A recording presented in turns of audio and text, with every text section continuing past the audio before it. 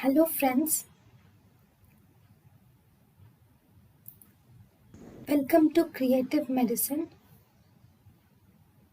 In this lecture, we will learn about. Hello friends, let us now learn some important points about vermiform appendix. So vermiform appendix. So in the vermiform appendix, now what is the normal length of appendix? The normal length of appendix is 2 to 20 centimeters. Then if you were asked what is the intraluminal capacity of appendix, intraluminal capacity of appendix is 0.1 milliliter. What is the blood supply of appendix? Blood supply of appendix is appendicular artery, which is a branch of ileocholic artery.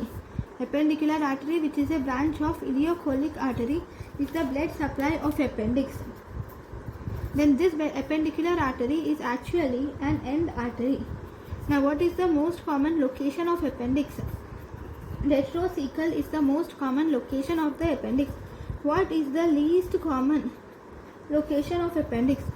Least common location is post-ileal is the least common location of appendix.